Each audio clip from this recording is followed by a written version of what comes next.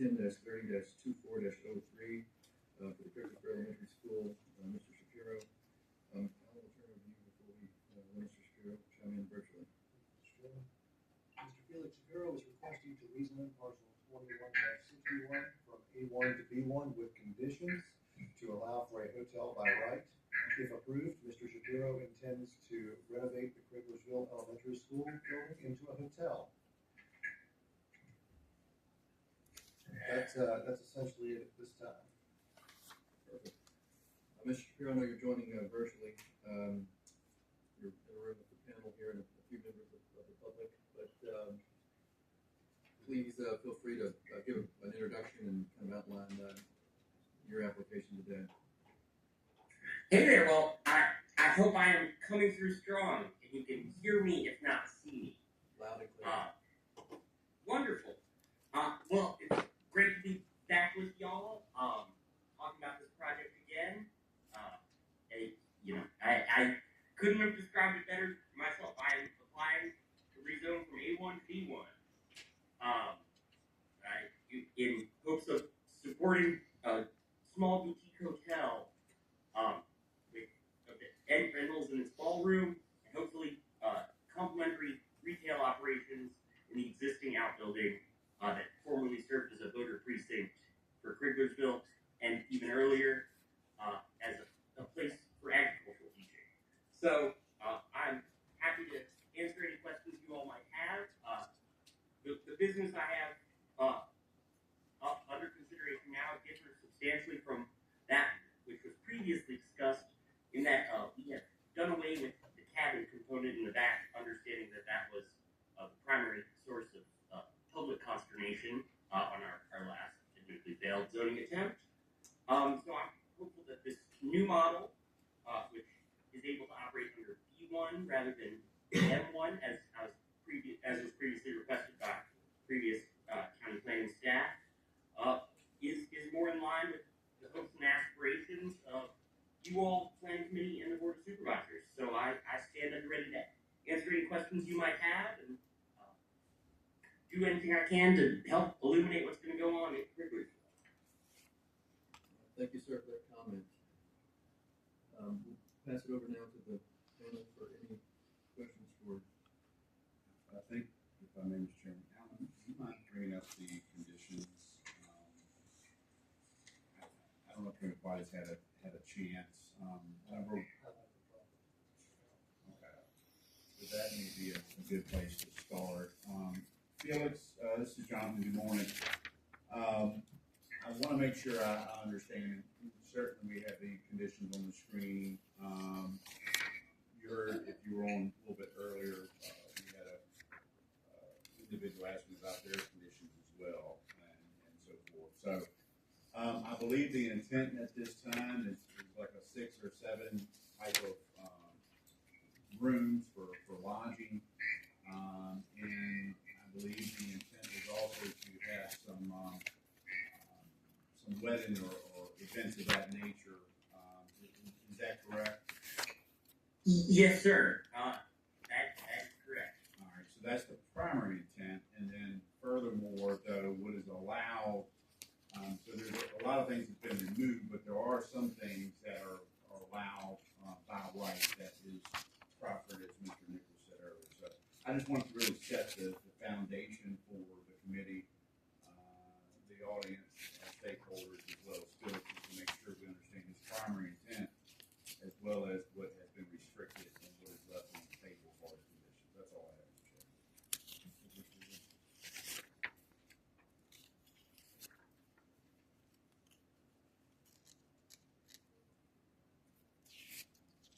Yeah, I just underline, so these conditions right here, it says under zoning limitations, these are things that shall not be used as, okay? So if you look at B1 ordinance, the listing that Mr. Schapiro has offered here are things that will not be used under B1, okay? Sometimes we gotta make sure we not or can or will be.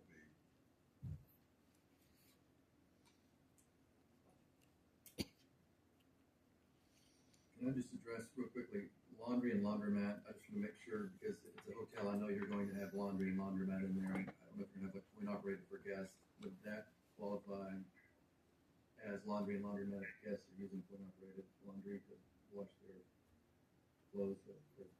I would anticipate that if it's for guests only, that is simply part of the hotel operation and not the same as a large laundromat that is simply open to members of the public. Well, I think that's a wonderful interpretation, and I certainly, conceptually would like to keep as many options open as possible. That being said, just for the sake of clarity, at this time we're not planning to have any on-site laundry services. As you all probably know better than me, laundry is intensive from a septic standpoint, and we would rather use what gallons we can get cost effectively for higher revenue uses. So, I'm not trying to run laundromat on this. I promise.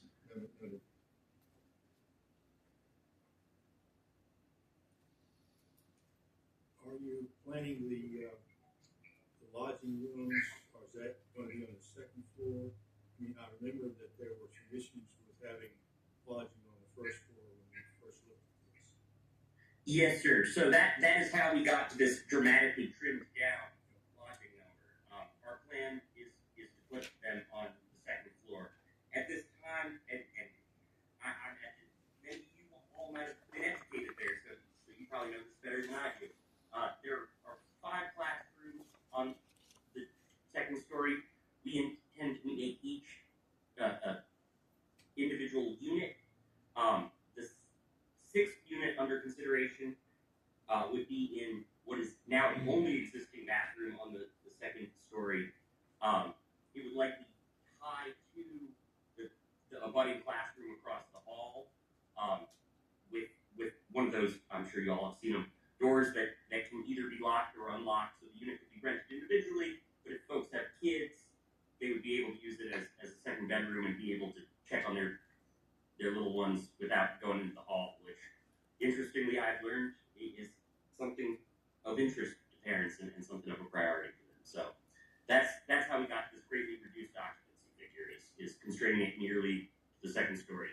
The classrooms on the first story are going to be used as amenity space or business space. It's still something of a question for us. We know that we want to use at least one of them as sort of a prep space for people to get ready for events. Likely 2 of them. That leaves 2 outstanding classrooms and a nurse's office. I guess what was the principal's office, we're thinking we'll turn into something of an ensuite bathroom for one of the prep spaces. And so we're still figuring that out. I welcome feedback on what folks think people in the community want. One thing we've discussed is maybe putting in a little arcade, pinball machines. I will speak only for myself. I absolutely love pinball. And so this is exciting for me to have an opportunity to justify to my lovely fiance, Sam, the purchase of lots of interesting and fun games. So I welcome suggestions on how, recognizing that I have excluded many potential uses from the B1 category, y'all think it would be best used in a way that makes the community asset. Okay, just a quick, I guess, caution here. I reviewed our definition of hotel this morning, and it specifies a minimum of 14 lodgers in order to qualify as a hotel. I'm not sure if that's, we may want to revisit that or look at it. I'm not sure you're talking about that many lodgers. I was thinking I would have 12 overnight guests with current figures. But if you guys want me to go up, that is certainly something I'm happy to explore with my architect and engineers. You probably should just take a look yourself at that particular definition in our ordinances and see if that presents a problem to you. I guess, I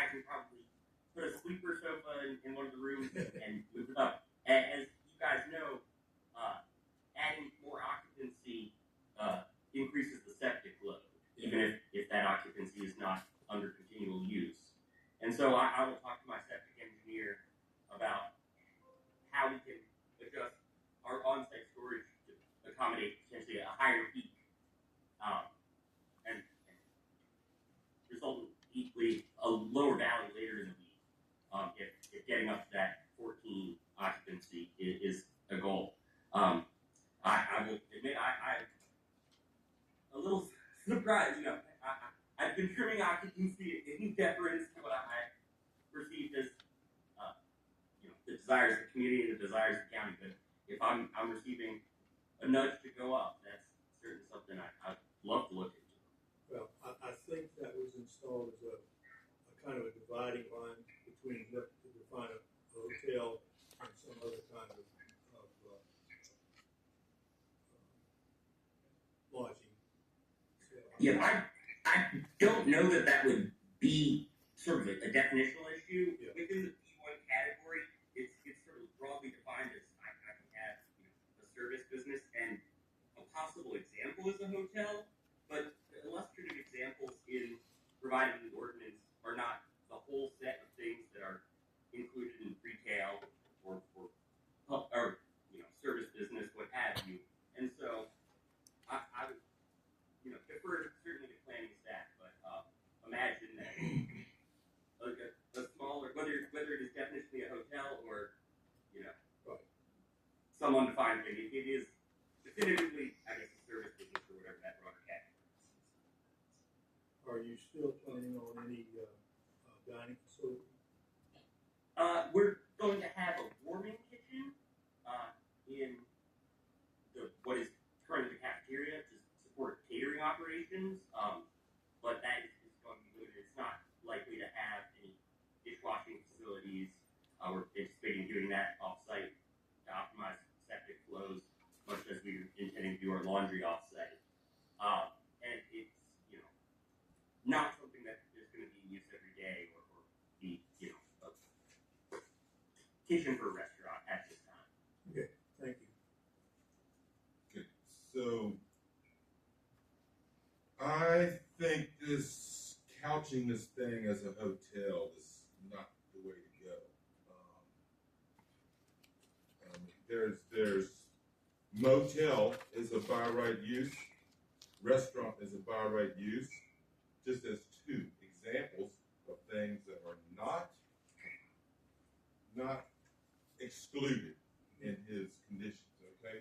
So couching this thing as a hotel is going to be terribly confusing to a lot of people, because if we go through there and say, okay, at some point, if he doesn't put restaurant, he doesn't exclude restaurant, then of course, then those conditions would allow him to put that restaurant in there, which I would like to see actually, but you see what I'm saying? I think we need to get away from, Mr. Yao, yes, the definition of motel Yeah. is not suitable in the common vernacular for what we're talking about here. The way our definitions are written seems to fit what Mr. Schapiro is trying to accomplish, which would be any group of dwelling units combined or separated, used for the purpose of housing transient guests. Each unit would be provided with its own toilet, washroom, and off-street parking. right, There you I go. agree. I read it before I made the statement. I figured. For the benefit of So, and everybody that's else. why I'm adamant at this point that we'll not get hung up on the word hotel. We cannot. Would you think? I agree. Yeah. Okay, that's all I got to say about that. I appreciate that clarification. Thank you very much. Mm-hmm. Hey Felix, it's Tracy. I think an arcade is a brilliant idea, and I'm with Cardi. I would have liked to see the restaurant, possibly, maybe in the future even, and the recess bar. I was kind of looking forward to that too. That would also set you apart from anyone else. Yes, I admit I was very excited about the recess bar myself, and it has always been an interest of mine to be a restaurateur. Although I'm told it is an interest grounded in the desire to create a lifestyle company more than an economically defensible business, given the experience of most of the restaurant industry. It was emotionally painful for me to have to drop the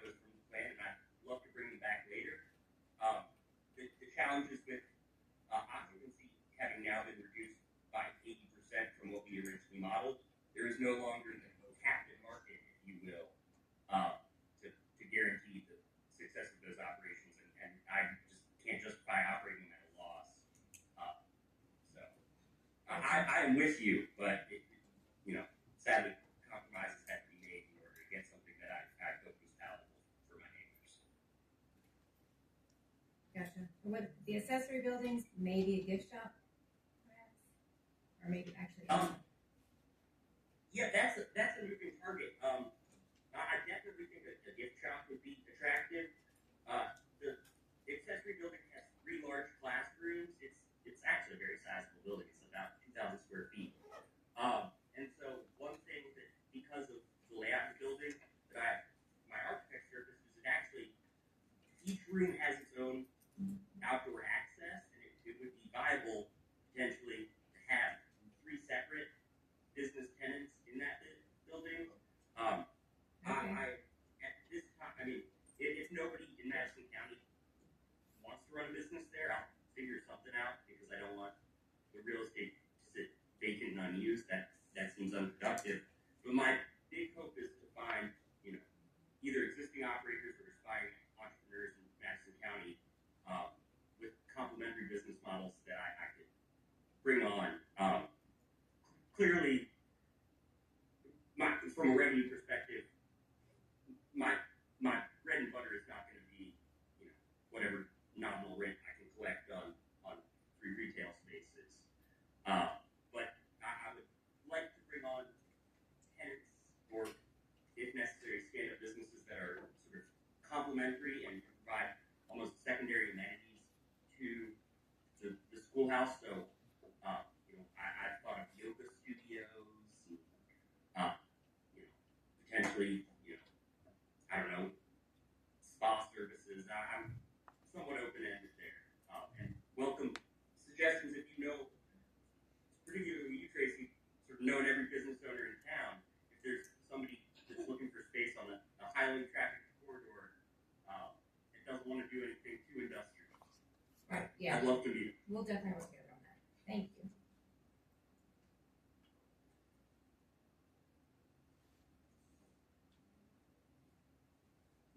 Jamie, we have a question from Jamie here. Yeah, I got a few comments, Felix. This is Jamie, the county building official. Hello, sir.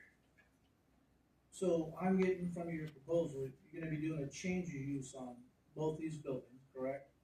Because they're currently classified from the old days as educational, so they're gonna be transient occupancy, which we can call a hotel, motel, whatever you wanna call it, building code wise. But it also sounds like it's gonna be a mixed-use building, right? You're gonna have other things in there. Is that correct? So I think that that is an important distinction. According to my conversations with Jonathan and others in the planning department, this is not a mixed-use building. This would be sort of a single. I don't want to get hung up on the word hotel, but hotel use. Event rentals are inherent to the business model. I've never stayed at a hotel that didn't have a conference room you could rent or a ballroom you could rent. It is just the nature of these things. So if that is not your interpretation, please let me know. No, I'm just trying to clarify, because the other building, the smaller one, you're gonna do something else with that. That'll be maybe a retail space you were indicating, or something of that nature, correct? Yes, sir. I want to have 3 individual sort of I will build soon spaces for me to bring in 3 business tenants. Okay, so, all right, yeah, so this is, either of them are gonna be, everything's gonna be classified as a change of use, under the building code language, you're changing it from one use to the other, which is fine. I mean, it's just a process you follow, you're working with your architects and engineers, Yes, sir. I've taken on a firm out of Richmond. Actually, my first employer when I was 16 years old, the firm is Walter Parks Architect, and they are phenomenally accomplished in the space, one of the top firms in the country for historic rehabilitation. I got very lucky to have a personal relationship there. Frankly, they do not normally work on projects of this size. It was a favor to me. Okay, well, that's great, and, you had sent me that preliminary determination, which greatly helps you, makes your life easier, dealing with the flooding.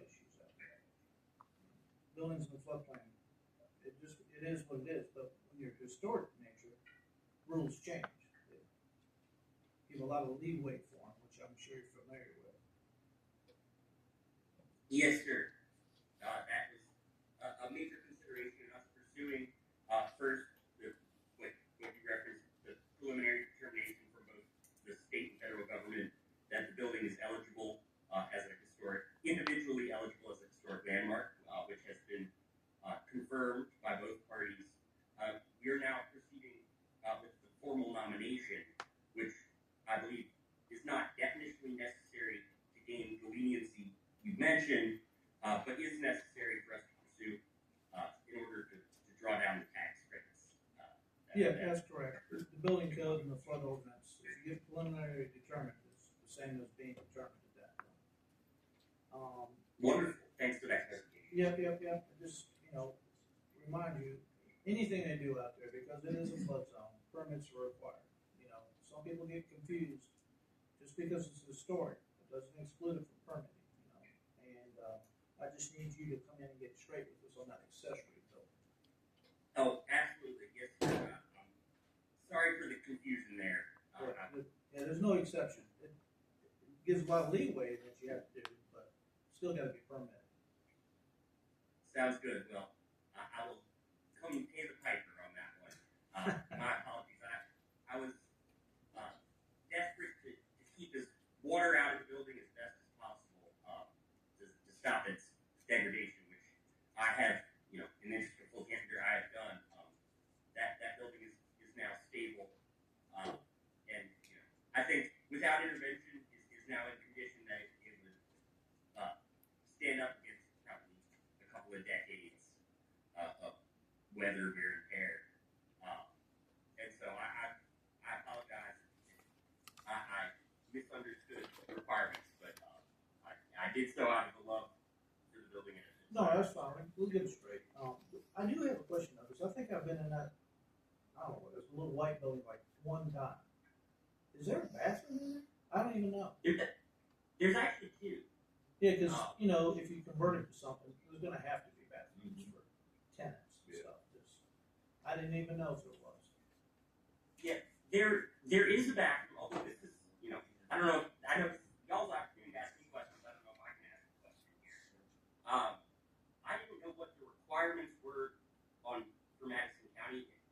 If retail businesses or, service businesses, what have you, have to provide customer bathrooms, I guess I'm under the impression they don't necessarily, because Trail Bites doesn't, and I've been to a couple other establishments where I couldn't find a bathroom, but I wanted to make sure, Yeah, Trail it Bites. wouldn't be a problem. I was gonna say, Trail Bites is kind of unique. If certain businesses are teeny tiny, they don't require it, building code doesn't require it. Like 300 square foot building and less, that they're not required to have a bathroom by the state building code. But this one's considerably bigger, so they would have to have at least one. Yeah, it has two bathrooms, and So you're good then. It sounds like to me. I guess my question is, my septic engineer gets a little squirrely about, the idea of public use bathrooms, because he says, well, 100 people could come in and want to use the bathroom in a day. I don't think that's likely, and certainly, whatever staff is on site would be able to use the bathroom, but I wanted to check before I go too far down any roads with prospective tenants. If me restricting the use of those bathrooms only to employees would be an issue. Mr. Shapiro, Jamie, I'm gonna interrupt real quickly. Mr. Katz, Peggy, if y'all want to exit, y'all may. If you want to listen, by all means, stay and listen, but I know that they were still sitting here, and this one could go for a while, so if you're sensitive on time, don't wait on us. Mr. Chairman, a point of privilege, if I may, I know you usually go to the stakeholders at later points. I'd at least like to maybe ask at least for maybe this one question and topic that's being discussed, the bathroom. We possibly ask Claire with PDH. I know we're talking building code with make sure that as far as public use requirements from PDH perspective, the bathroom can be private for employees, or if it's required, or available to the public. We've got a purpose, Mr. Chairman. I'm looking for the microphone. You have it. She fantastic. Hi, Mr. Shapiro. Can you hear me? This is Yes, ma'am. Director of PDH. So As far as any kind of public bathrooms, certainly, you mentioned you don't plan on having a restaurant or you plan on having maybe shops or an arcade there. But as far as private for employees, yeah, I mean, you're considering, but it seems like if you have a septic engineer that you're thinking about alternative systems. Is that correct? Like a treatment system for your septic? Oh, yes, ma'am. It's absolutely going to be a treatment system. Okay. Yes, ma'am. So sure, we'd want to, make sure, I think that's a good point, if there can be 100 people coming in there and using the facilities there, it's certainly going to put a strain on your septic there, especially with an alternative to treatment, which also needs, of course, as you know, to be continually maintained. Absolutely. And so, yeah, that's something I'm going to have to look into a little bit further as far as what the VDH stance is regarding bathroom use. I mean, certainly there would be some type of occupancy limit, or your drain field is designed for a certain amount of use of people, right? So we'd want to kind of take that into consideration as far as opening that up to public use. Yes, well, absolutely. And I guess my stance, and this is probably in the weeds, maybe we should talk about it in more detail. But if providing public access is providing public access is going to wildly expand the amount of water I need to leach. I think I need to find business models ideally that don't require that. I mean, and to a certain point, it becomes conceptually unlimited, right? Like, if you have a retail business, 10,000 people could come in. I mean, not all at once, but, who knows? And so there is sort of a theoretical limit with any septic system to the amount of gallons it could process. And so I just need to know if I need to find businesses, do I need to go out and find office tenants where I can guarantee that only 2 people per classroom will be potentially using it? Or can I have a small general store where, there's a bathroom in the back, but it's just for the employee, and that's, if you need to use the bathroom, you can go down the road. Now, I know somehow, I watched the Trail Bites conversation very closely. I know Renee at Possum Store with her system is offered to provide sort of unlimited public access to Trail Bites customers. So clearly there is some leniency here. I just don't know exactly how that works, and I want to make sure I don't run afoul of you all or the septic gods by bringing in incompatible tendency to that outbuilding. As mentioned, it's not the key driver of revenue in our business model, and I certainly don't want to endanger my meat and potatoes in order to make that building developable. But I really would like to see something happen there because as motivated this whole thing, I sure hate to see buildings sit vacant, empty, and unused. Well, I think, Felix, that's where you work with your architect. The building code's all, the whole thing is kind of like a flow chart. You pick a use, whether it's business or mercantile or whatever, and then everything's driven from that. And sometimes bathrooms are required for everybody, sometimes not. And I can't really answer that question without knowing, having like a preliminary plan, what they plan on using it. But if you talk to your architect, they'll go through the code just like I do. Some uses it's there, some it's not. Yeah, I've had them mostly working on the primary structure, to be honest with you. We've created, existing blueprints for the outbuilding, but haven't gone a lot further with thinking through how to be used exactly. Yeah, that might be something down the road, but that's where it's going to be driven from, the proposed use, whatever it ends up being. Sounds good. Well, I don't want to go on a digression, but I'm interested in talking about how we build, a white box, if you will, to make it, readily available for use, but maybe without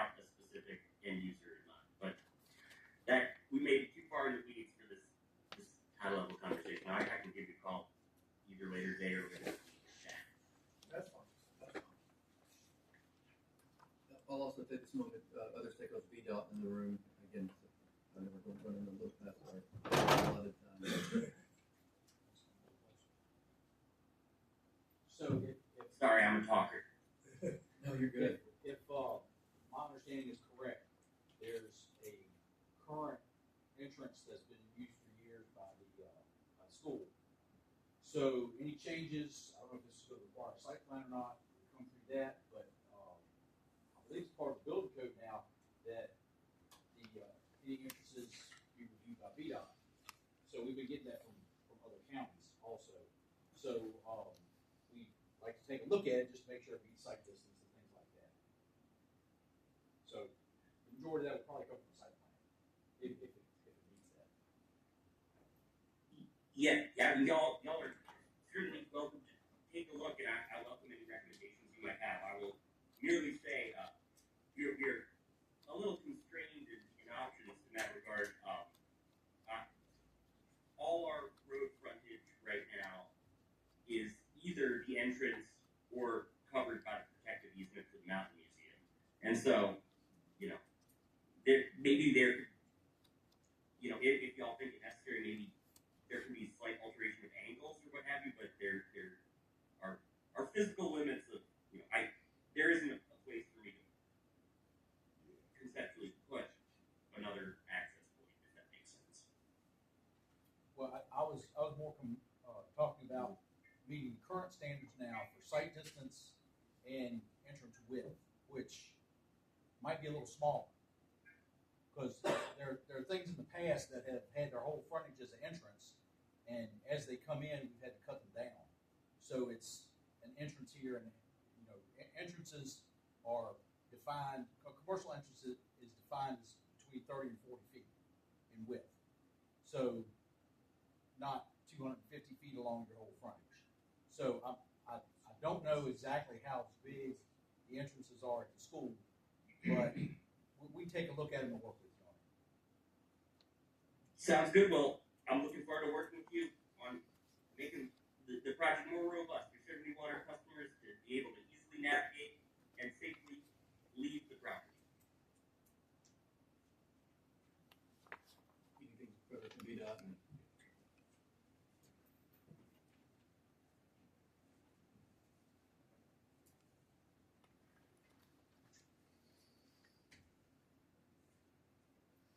Any other questions from the panel at this time?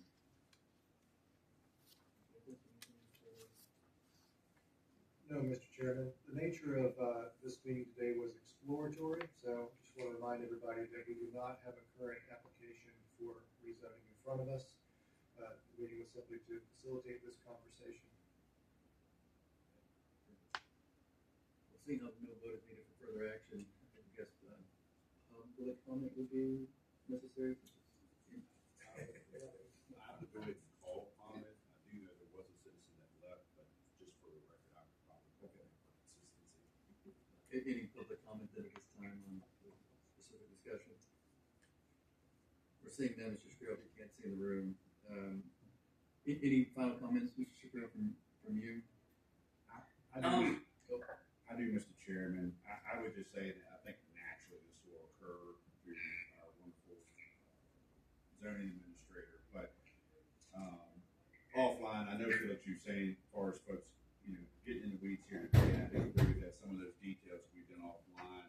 I would just encourage Felix to work with Mr. Nichols while we're not, you gotta be careful what you lock in and all that. I get that. But the further that you can define the project, I think it's gonna go a long way with the planning commission, the board, as well as the public hearing that this will have to go through. So whether, bathrooms are not needed down there, but at least the concept of type activities and accessory use building, I guess is probably the most appropriate term for the commercial property we were talking about close to the church. And just overall, you talked about some of the use for the primary structure. I use primary structure because that's what's listed in the contract. So just as some detail you can give Alan, I think as this advances, when it advances to the planning commission, all the board supervisors, will be beneficial and wise for all. Sounds good. Well, I'm looking forward to working with him and the rest of you all to make this project as robust as it can be and come up with something that drives economic benefit to Madison County and community benefit to its residents. And so I really appreciate all y'all's time talking through this with me. And if you don't have it from last time, my phone number is 804-432-9652. That's my personal cell phone. You call anytime, and I will pick up. If I don't, I might have thought it was a spam call. Shoot me a text, and it's not, and then I'll call you back. But otherwise, I'm always available and always enthusiastic and excited to talk about this project. So I appreciate y'all giving me the opportunity to do so. Thank you, Mr. Shapiro. And I'll just, one more time for final questions or comments for him before, I know you probably have a busy schedule as well, so I think we'll drop on this side. Oh, one question for me. If I now turn in my zoning application, do I have to come back to this development committee, or have we cleared that step? We can proceed straight to planning. Is that a formal no? Yeah, no, it looks like, I mean, we're gonna take a vote on it. Here So on out. I think at this point, you'd go straight to the planning commission, yeah. Wonderful. So are we doing that by formal vote?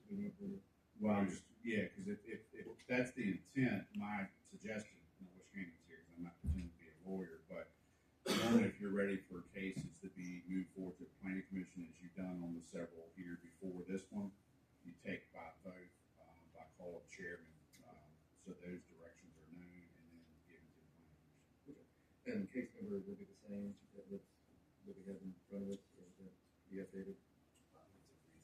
I will maintain the same case number we have here, the RZ number. All right. Then do we have any action on the exploratory discussion that we just had on case number RZ-10-30-24-03?